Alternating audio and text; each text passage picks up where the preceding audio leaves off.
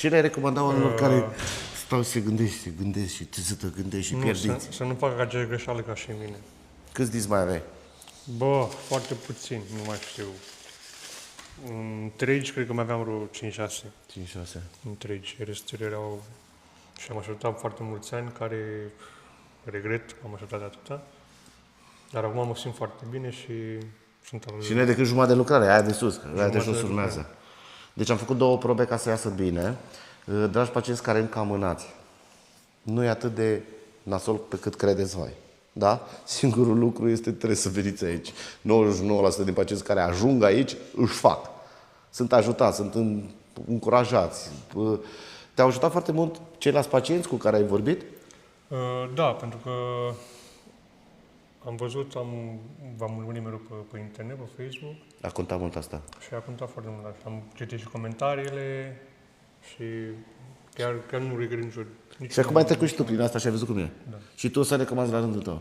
Și eu să recomand rândul meu. Deci și foarte... ca preț, și ca clinică, și ca tot ce veți. Din punct de vedere al ce ai văzut în clinica asta, ai văzut pacient supărat, care strigă, face... Toată lumea care a venit a fost foarte mulțumită, foarte fericită când am văzut că au ieșit. Și când intră, și când iasă, și când pleacă, și condițiile, și...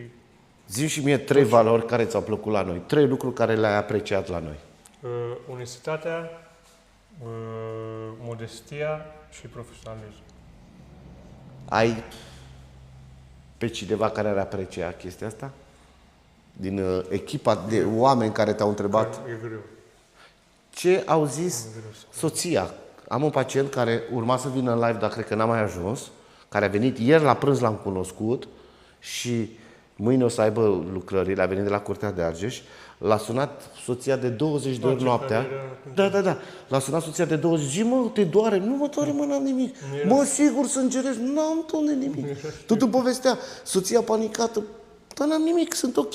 Astăzi era, bă, nici nu m-am umflat foarte tare. Tu te-ai umflat puțin, da?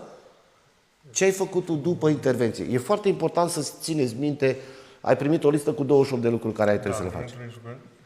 Ține mai aproape. Trebuie să o respectăm. M-am dus la pensiune, am început cu gheață, am început cu tratamentul și... Antibiotic și antiinflamator? Ai stat cu minte cu gheață? N-ai ieșit foarte mult la căldură? Nu. Și nu te-ai umflat foarte tare, adică sunt 10 implanturi, 12 implanturi făcute.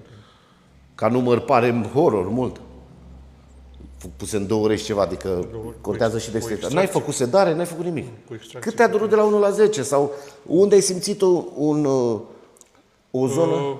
Durere nu prea am simțit, doar un pic la anestezie, dar foarte puțină. Și după aia tot? Nici după? După mai mult o jenă. O jenă. Da, durere, nu știu, 2% durere. Ce spui de medici, am înțeles. Ce spui de oamenii din jurul, din companie? Femei de serviciu, șoferi? Bă, super. Mă simt ca în vacanță, nu știu, undeva la o... Deci a fost ca în vacanță. Super. Până doamna de servici, care ne cunoaștem, deja mai mult și cred că găsesc și neamuri pe aici. Că tu ești bâlcean. Mergem și bem o bere fără alcool, după iară nu mai ajung acasă nici în seara asta, că trebuie să facem și protocolul după o zi de muncă de pus 50 de implanturi, nu eu, colegii mei, trebuie să și sărbătorim, pentru că, într-adevăr, e o presiune mare pe echipă. Cum ți s-a părut organizarea clinicii? Da, e foarte bine organizată. Ai văzut câți pacienți au venit zilele astea?